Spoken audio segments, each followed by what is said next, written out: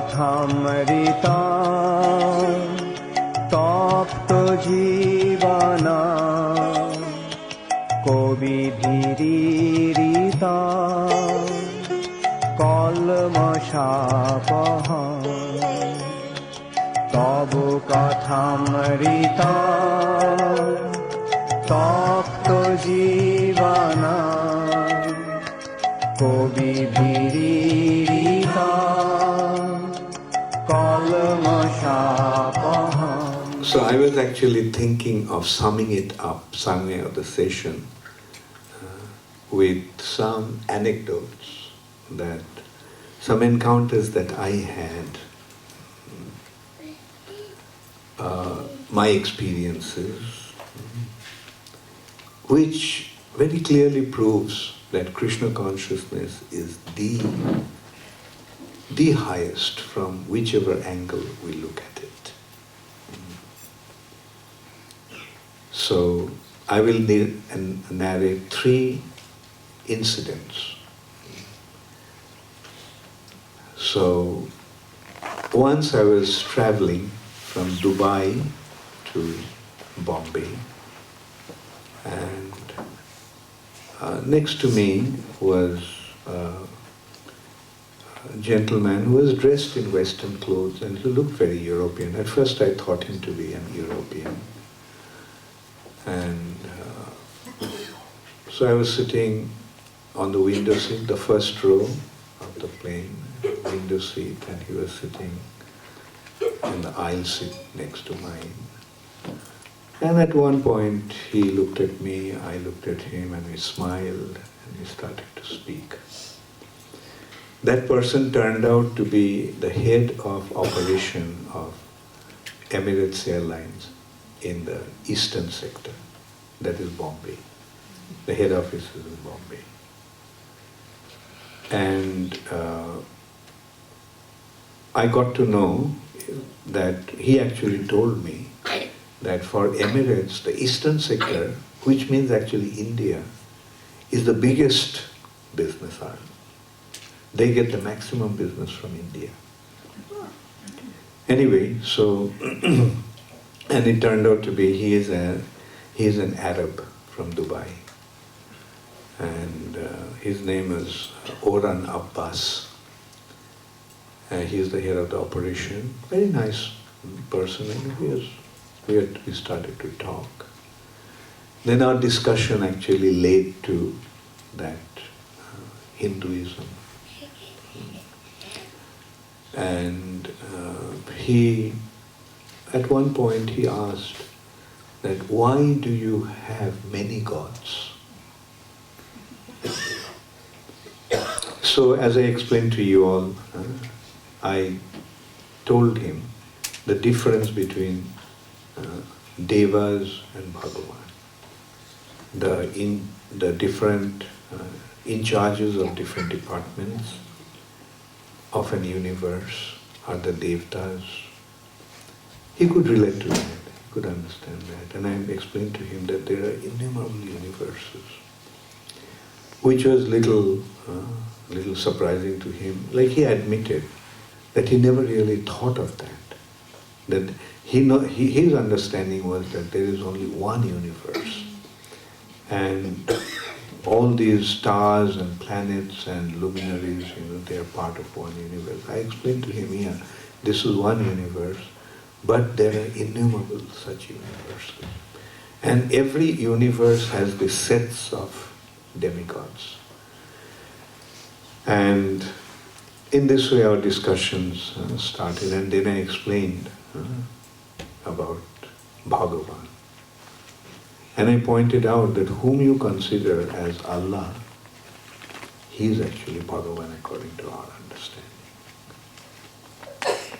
And anyway, in course of the discussion, he also mentioned that he is actually a very religious-minded person. He believes in, he is a very religious person. And he also told me how he became so religious. Some years back, at that time he was in Egypt, he was in Cairo, as a trainee as a part of his training in Emirates. And so those days, it was actually in early 90s. And he was telling that those days, mobile phones were not so common. Like nowadays, everybody has a mobile phone. He had a mobile phone, but he didn't yet. He used to use it for local calls, but he did not so often call home. So one day it so happened, he just phoned his home. He said that that was the first time that he actually used the mobile phone to call home. In those days, you probably remembered, like phone calls, international phone calls were not that common. And when he called, then he got to know that his best friend had a car accident. And he immediately took a flight back to Dubai. And soon after he arrived, his friend actually left his body. And he was telling me that incident actually made him realize that there is something, some supernatural power that is actually controlling things. That he could not relate to why he made that phone call home. Like there was no reason, he never really called home like that, and all of a sudden he called and he gets the news of his friend having an accident, and then when he arrives, his friend left his body. They must have been very, very close. So he said from then onwards he actually became very spiritual. I mean, he believed that there is his understanding was that there is something superior, supernatural. And so you see, the flight from flight from Dubai to Bombay is only about less than 3 hours. So it was not very long, and for about the whole time we were actually talking. And then he had many, many questions, and I was naturally telling him about God's form, and that form being, because the Muslims, as you know, don't believe in God's form, or they not only don't believe in God's form, they forbid one to think of God with a form. And I explained to him that how his form is spiritual. That's why from a material conception, we cannot understand what his form is like. And that is why Muhammad actually told them not to imagine his form. Another thing is, with whatever little knowledge I had about the Middle East at that time, during the time of Muhammad, that they were worshipping all kinds of things, like they're worshipping, all kinds of, it was actually black magic that they were into. And that is what Muhammad actually forbade. And so the bottom line is, we had a very interesting discussion. And at the end, he told me that, I never spoke to anyone like you, meaning wearing saffron robe. And this is the first time I spoke, and I must admit, I got to know your religion so much better now. So this is how we can see, even a Muslim person, if he's open, he can actually appreciate what the Vedas are explaining. So this was one encounter I had with a Muslim. So another encounter I will narrate is a few years back, maybe about 4 or 5 years back. I was in Rome and I decided to go to the Vatican. And so some devotees arranged for me to go there, and they also came with me. I think that there was about 6 of them that came with me, and my secretary also was there. So we went to Vatican. How many of you have gone to the Vatican? It's very impressive, very impressive. I mean, of course, it is a development over hundreds of years. It probably started in 14th century. And everything is so impressive. Like, you see, there are columns, rows of columns, pillars. And you stand on one point and it looks like all these rows of columns look like one column. I mean, what an architectural genius. And anyway, I was very impressed to see the Vatican. And then I went inside, and there actually you get the headphones.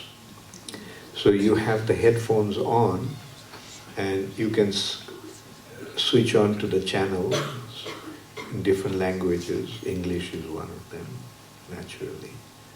And that actually gives you the descriptions, one by one, of all that there in the Vatican. And as you walk in, as you enter, right on your right-hand side, the first thing you see is Jesus on the lap of Mother Mary, after crucifixion. And it was actually done by Michelangelo. And I think, if I'm not mistaken, Michelangelo was only 21 years old when he did it, or even 18 years old, something like that. But you know, that was it's a work of a genius. Right? Even at that age, about 18, 19 years old, he sculpted that. Very impressive, and I started to just go one by one after another. And then I was completely absorbed watching the presentations and listening to the descriptions about that. And the boys with me, those who were with me, at one point I noticed that they're talking to one person, elderly person, kind of, he must have been in his late 50s or early 60s. And he was dressed in black suit and tie. I could understand, I looked like one of the officials of the Vatican. And I noticed that he was talking to our devotees. So I thought probably he is kind of working on them. Why did you become Hare Krishna? So, but I thought, I knew that these boys can handle themselves. And so I didn't pay any heed. I was just walking, going from one painting to another, one piece of art to another. And then at one point I saw that all the boys are looking at me and they're pointing towards me, and that person also was looking at me and they were saying something. I thought, well, probably now I have to go and deal with him. So I just, recognizing the fact that they're actually talking about me, so I walked up to them. And one of the Italian devotees told me that he had a question, and they were telling him that he should ask that question to me. And so I asked him. Like, he didn't speak English, so they were translating one of the boys, translating from Italian to English, and English to Italian to him. So that man actually, the question actually was that I pray every day for 2 hours. I'm doing it for years, but I don't feel anything. Just as a ritual, I just do it. Now why is that? Why there is no feeling? So my immediate answer to that was that you have to recognize that God is a person, and these prayers are actually a means of communication with Him. You are expressing your heart's feelings to Him. So he could not quite understand. I mean, he had some questions leading to that, he couldn't. So it needed further clarification. So I just asked him, do you have a son? He said yes. And I told him, how do you feel when you speak to him? And he said, yes, I like to speak to him, but he doesn't have any time for me. And so he started to tell about his son, like he is studying in the university, and he has his girlfriend, and he has his studies, he has his girlfriend, so he doesn't have any time for him. So I asked him, but don't you want to speak to him? He said, yes, I'm dying to speak to him, but he never speaks to me. And so I told him that, now can you consider our Father God? He wants to speak to us, but we don't have the time to speak to him. And it's very nice that you're offering your prayers. Because when you are offering the prayers, you are actually speaking to him. So do it with that understanding that you are speaking to him and he is so happy to hear. Try to hear what he is saying. Try to feel how he is feeling. Anyway, in this way our discussion went, and he had thousands of questions actually. From that onwards, the first question actually came, but I'm not his son. Jesus is his son. So I told him, if he is God the Father, is he the father of only Jesus Christ? So that made sense to him. He said, yes, that's true. So I told him, if God is the supreme, I asked him, how many sons and daughters you have? He said, 1 son and 3 daughters. So he said, you have 4 children. Why should God have only 1 son? If he is the supreme, why should he have 1 son? And besides that, just try to understand that you are addressing him as the Father.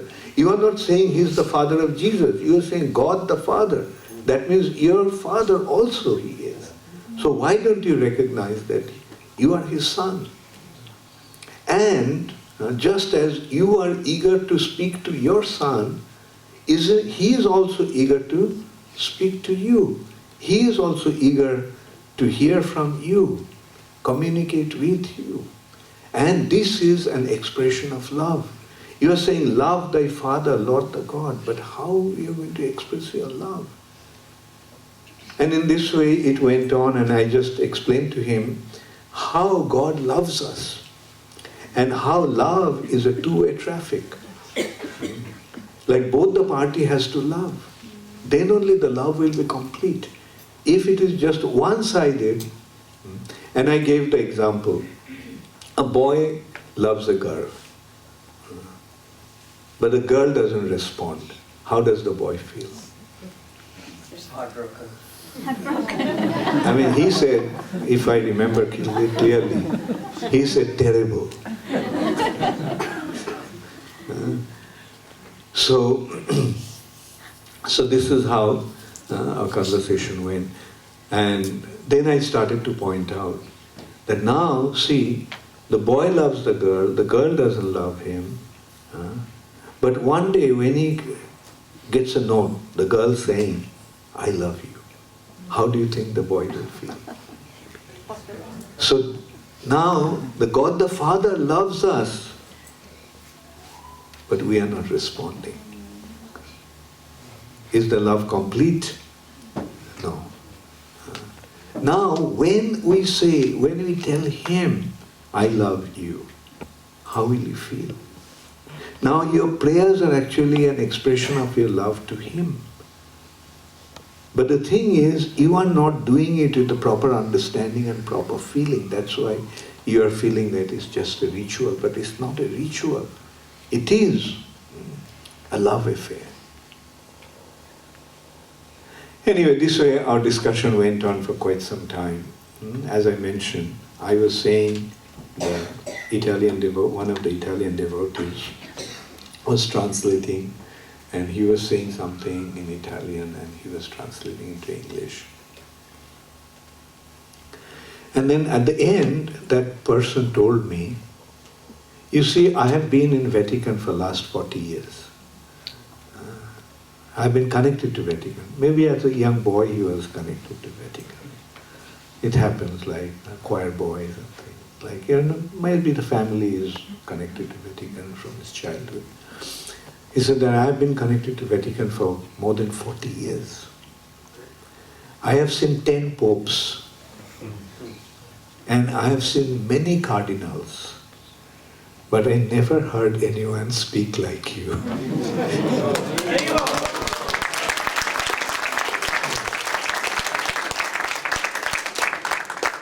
All glories to Srila Prabhupada. So this is what I actually mean, that what we have is the highest. It will appeal to a Muslim, it will appeal to a Christian, it will appeal to everyone. And now I'll give you quite a recent encounter with someone who is a Hindu. I was flying from Indore to Bombay.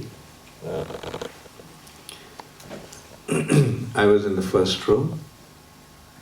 Generally, I like to take seat 1A, the window seat on the first row. And just behind me, there was a couple. I didn't notice them actually. Then at one point, that gentleman, they were husband and wife, middle-aged, and he asked me, Swamiji, can I talk to you? I said, no, can I ask you something? And he asked first thing, from the back seat, he was kind of talking to me, who I was, and so I told him that I'm from ISKCON, Hare Krishna movement. And so then, at that time, he mentioned that I'm also a member of ISKCON, life member of ISKCON. Then I asked him, do you go to the temple? He said, no, once in a while I just get some invitation.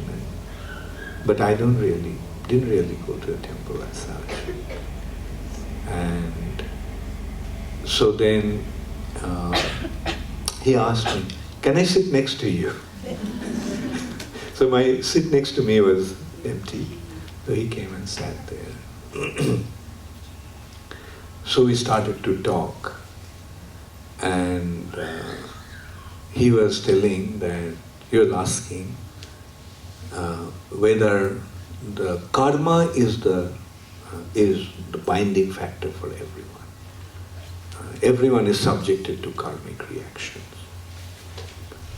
I said, yes, that's true. And then he asked, whatever is happening to us is a result of karma. I said yes, and he was asking questions and I was actually giving the answers.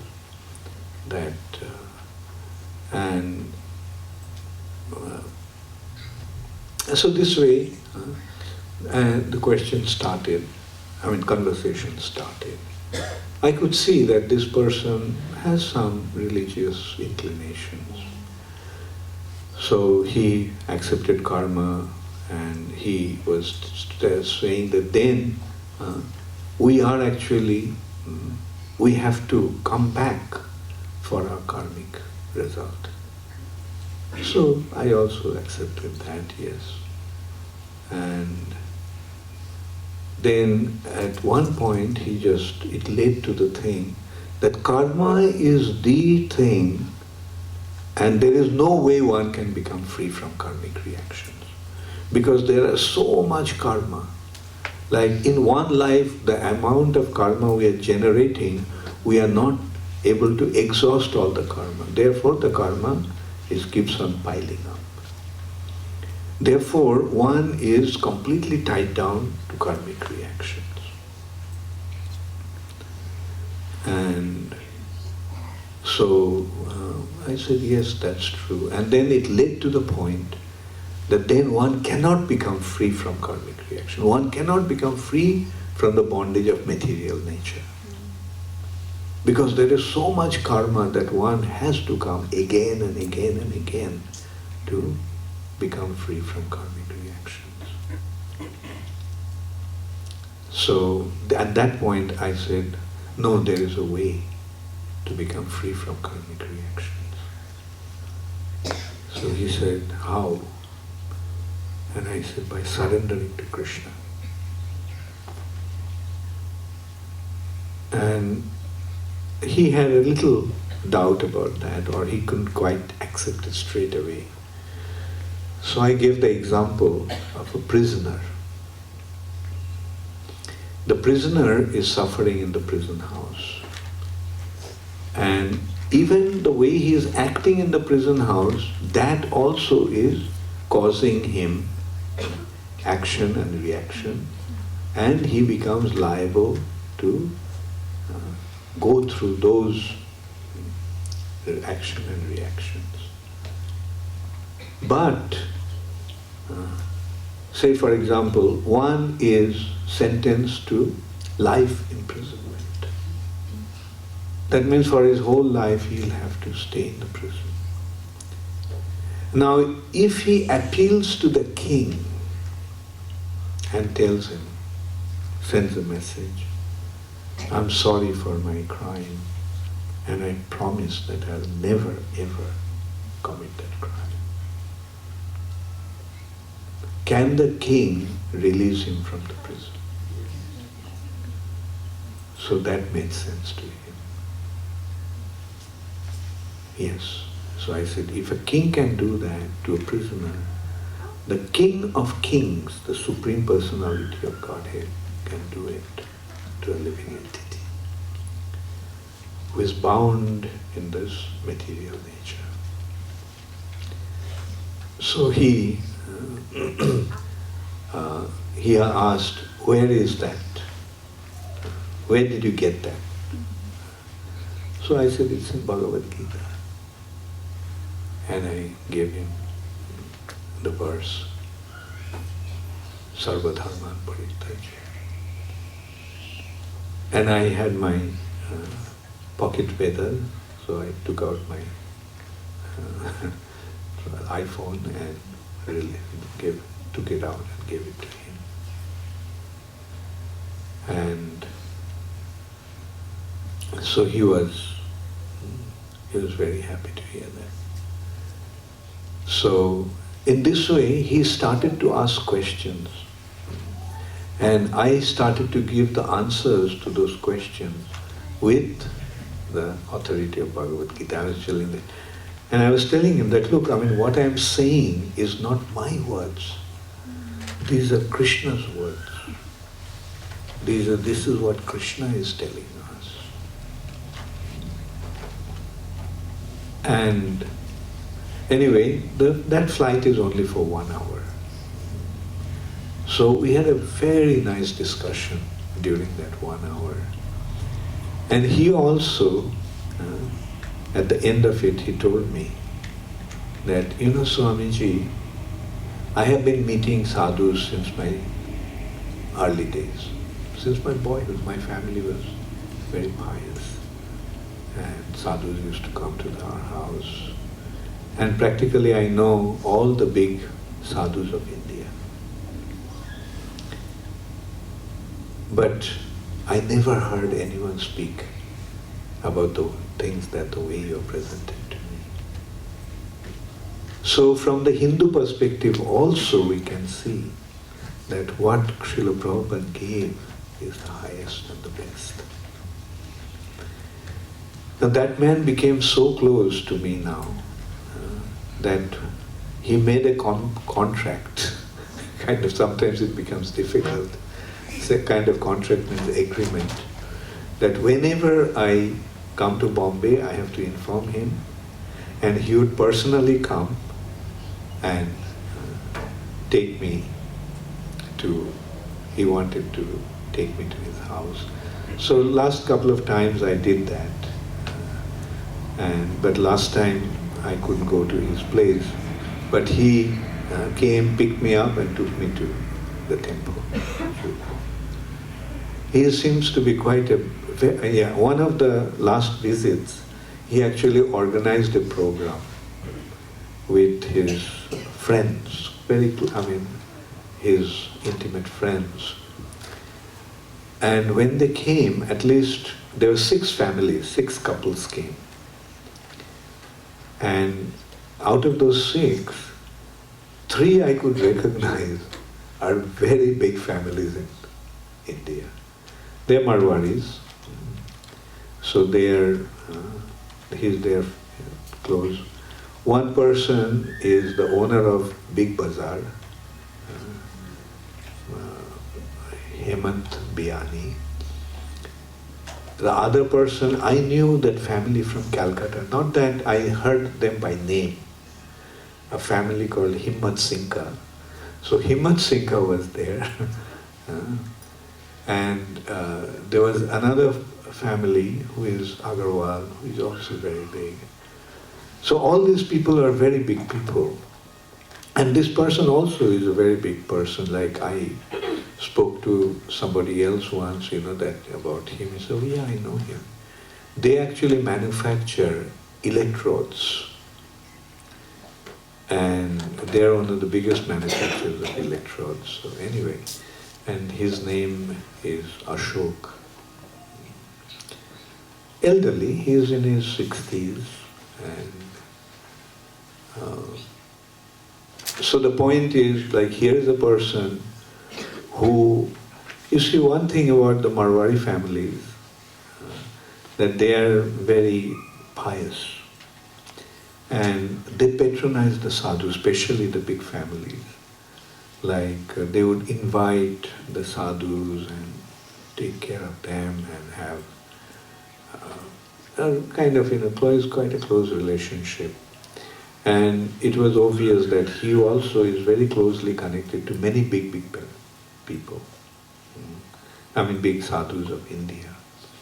But he also admitted that none of those sadhus gave the information that we gave them. So that is what ISKCON stands for. ISKCON is distributing the highest knowledge in this world today. Whether we approach it, well, the point is, whether one is a Muslim, or a Christian, or a Jew, or a Hindu, they will admit, if they give a patient hearing, that this is the most profound spiritual wisdom. So that is what we got by the mercy of Srila Prabhupada. That is what we got by the mercy of Sri Chaitanya. Like if I look at myself, who was I? I didn't have any knowledge at all. At one time I became interested about spiritual life. But I also traveled around India searching for a guru.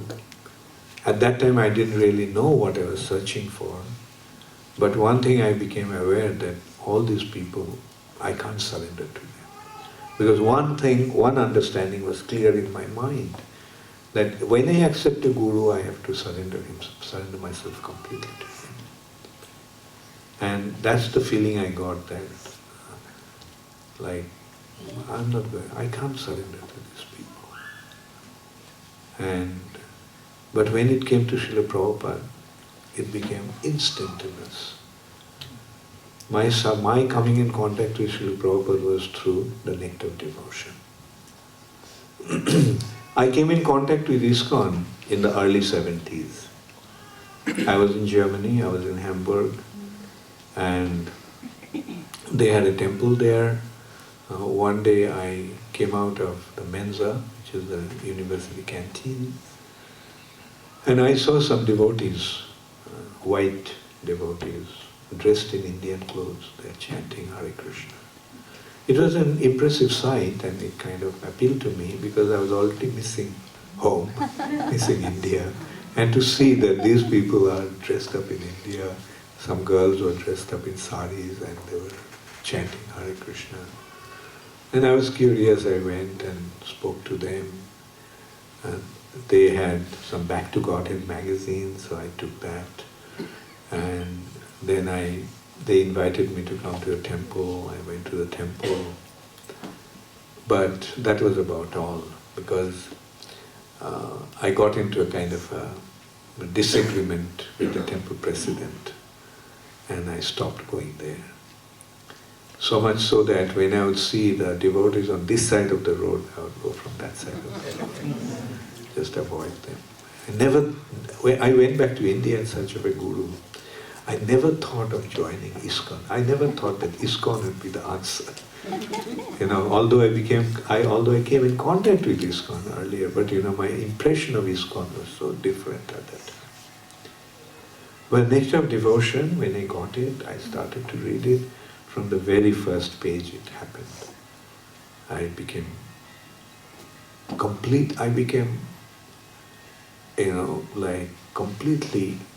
convinced that this is the way.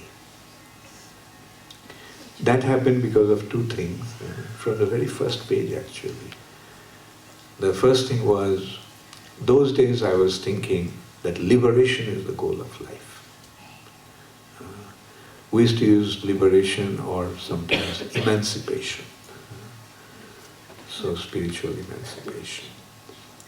And I was thinking that, I used to think that liberation is the goal of life, and by following the process, which would meant go to the Himalayas and practice this process of yoga and all, and that's how you'd become liberated eventually. But when I started to read the Nectar of Devotion, Prabhupada spoke about 5 kinds of liberation. And out of that, 4 are positive and 1 is negative. And I became painfully aware that the liberation that I was aspiring for was the negative liberation. And the other thing that impressed me so much came to me like an awakening of realization. Prabhupada in very clear terms explained that God is a person. Prior to that, my understanding of God was impersonal. So God is a person and Krishna is God. That made such a profound impact in me. Like any other Indian, I knew Krishna from my childhood. But no one ever explained to me in such clear terms that Krishna is the Supreme Personality of Godhead. Just these 2 things just completely blew my mind. And I felt that this is what I was looking for. And of course, the next night I had a dream. And in the dream I saw Srila Prabhupada. Anyway, so the point is that initially we may not have been aware of what ISKCON is here to offer. But when you probe deeper into Srila Prabhupada's teachings, it becomes crystal clear. So it is, this conviction comes with so much substance. It's not just some sentimental thing. Often I've noticed like the spiritual commitments and things, it's just a sentimental thing. I myself was practically drawn into some sort of groups, and later on I realized it was only sentimental. Fortunately, I did not join them or submit myself to them. I came very close to joining some ashrams. And one ashram that I was practically ready to join. Mainly because the sannyasi who was kind of communicating with me, or I developed a very nice, respectful relationship with him. He was elderly sannyasi. Elderly means, at that time probably he was about 50 years old. And he belonged to Ananda Mahima. I don't know whether you know her. She was a very famous Bengali saint, lady saint, and had many, many followers. And because of this sannyasi, Sarvananda Maharaj, he was her disciple. Because I liked him, because we developed a kind of a nice relationship. I did think, and since he was wanting me to join, and he took me to Mother, and because of his persuasion and all, I was about to submit myself. But it was she who actually saved me. He took me to her. I already had a few meetings with her already. And when he presented that I was ready to join, she actually told me that he doesn't belong to us.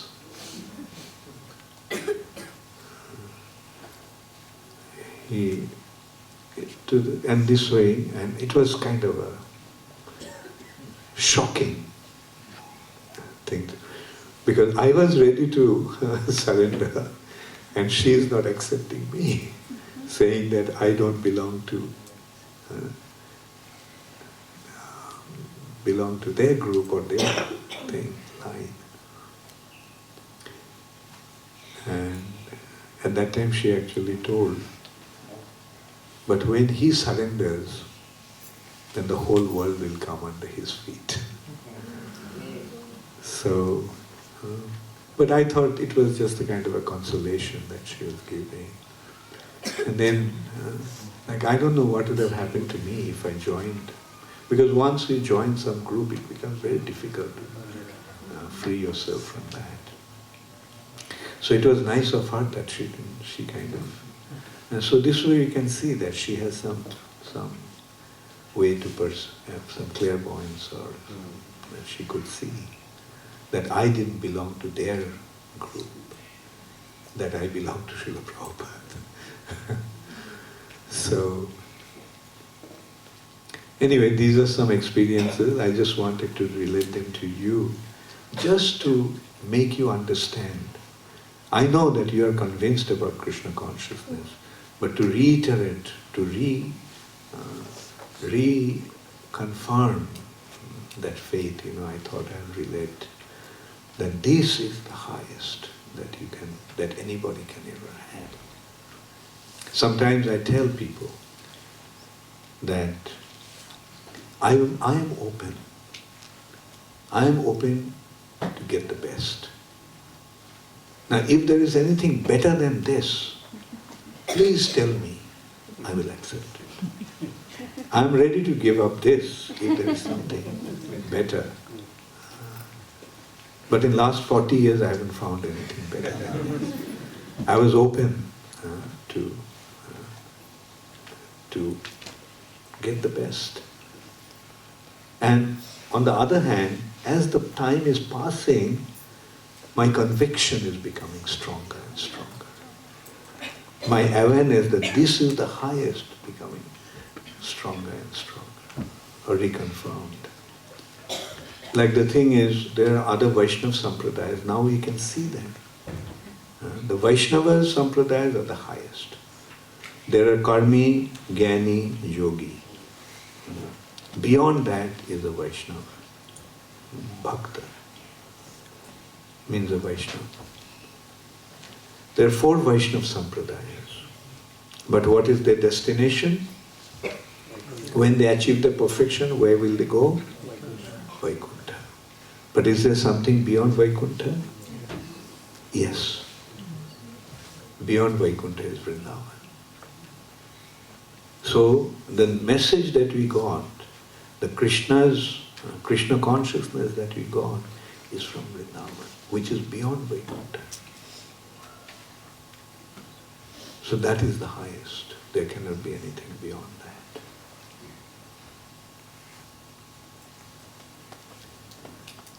Hare Krishna. Thank you all very much. So is there any question? Does anybody have any question? Please feel free to ask. Yes. Guru Maharaj, could you... Yeah, take the mic. Yeah, sure.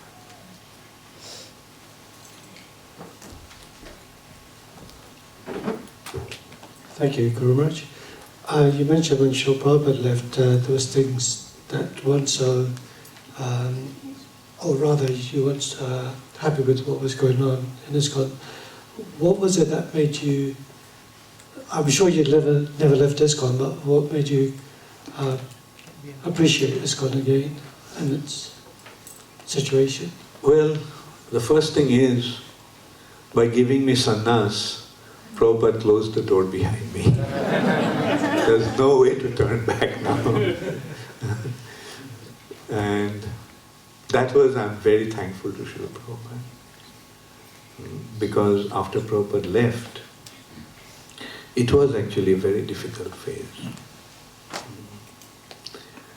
Because ISKCON had gone through lots of crises. And at a time of such crisis, one may lose faith,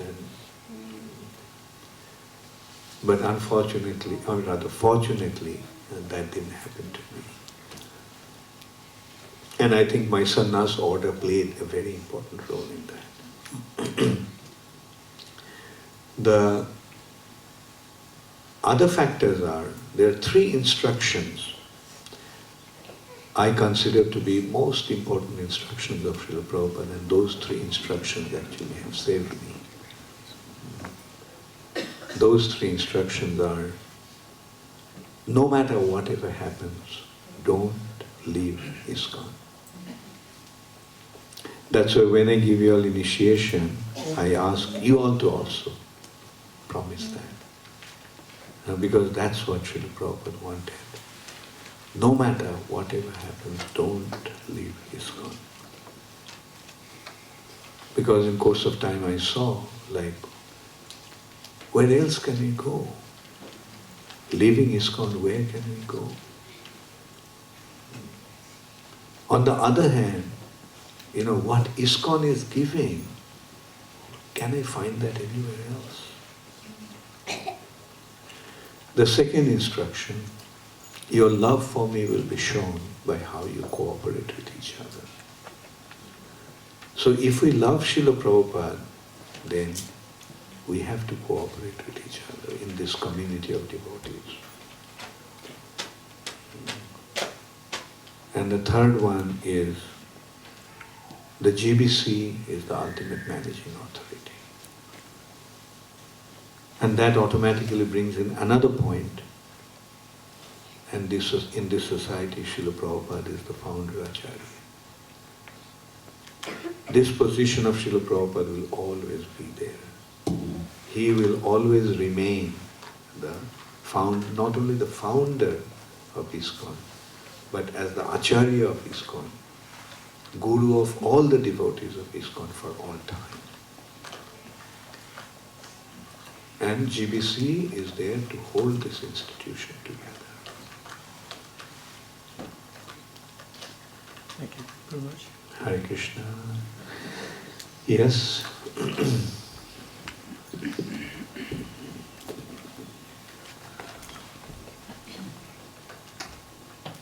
Maharaj, 2 days ago you said about dissolving subtle body. Once subtle body is dissolved in perfection of devotional service, can you say something about it? Dissolve means that subtle body consisting of mind, intelligence and false ego are not there anymore. That subtle body, the gross body is there, but the subtle body is gone. Means mind, intelligence, And false egos ego are is there. gone, and only the pure spirit soul is there. In this body, the pure spirit soul is there without the subtle body. You mean that this mind, intelligence, ego is completely absorbed in Krishna? Ego has now been, so dissolved means it's transformed. Ego has become servant of Krishna. And mind, I have become servant of Krishna. and mind, intelligence. Mind is completely absorbed in Krishna. And intelligence has turned into devotion, Bhakti Yoga. And we come to that platform. Is there any symptom before that in a devotee? Before that is Maya. Or in between there is no level? Well, the Maya's influence gradually reduces. Okay. Maya's influence gradually reduces, and then pure spirit. So And no devotee- more Maya.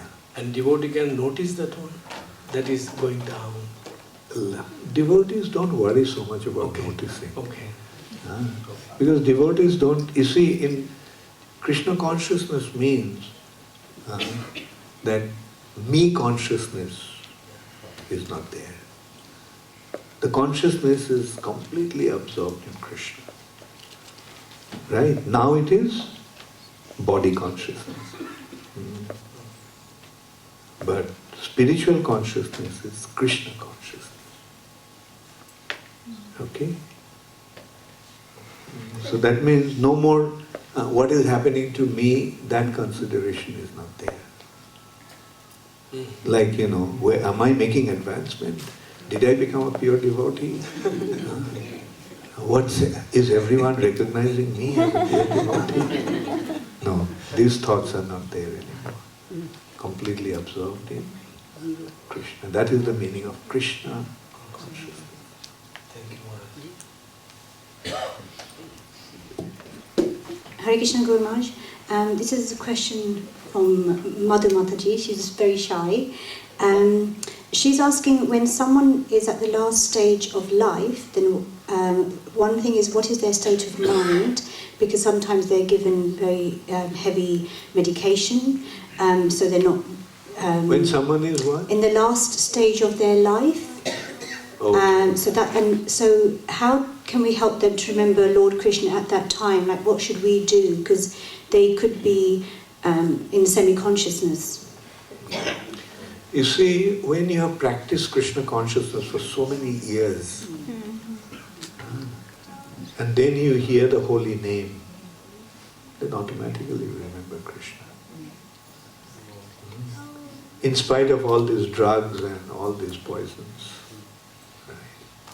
And the other thing is that when one so sincerely serves Krishna for so many years, Krishna will remember.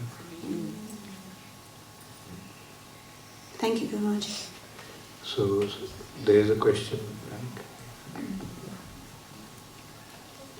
Guru Maharaj, yesterday you mentioned that the other people, like the British government, also recognize that Hindus are the most peaceful people, and that it was because of the samskar. Can you please explain what you mean by the samskar? Well, at least I can speak about myself. From my childhood I was told, don't tell a lie. From my childhood I was told, respect the superiors. From my childhood I have been told, don't hurt anybody's feelings. From my childhood I was told, respect women as your mother. So these are the sanskars. From your childhood you get the understanding. And as a result of that, it remains in you and you cannot act in contrary to those ideas. And what to speak of the traditional influence, previous births' influence. So that's all put together is called samskar. It reminds us about our duty to remain Krishna conscious. So that constant reminder is very important.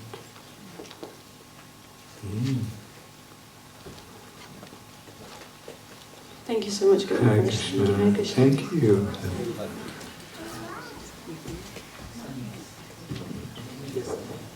Hare Krishna Maharaj. Hare Krishna, Dhirubai. Maharaj, when you joined ISKCON, when after how many years you took your sannyas? Was it straight away or was it after some After time? joining, maybe about 9 months. About 6 months after joining, Prabhupada gave me some initiation during Gaur Purnima festival. Was it immediately you took your sannyas as well? Not I took, Prabhupada gave me. So 3 months after that.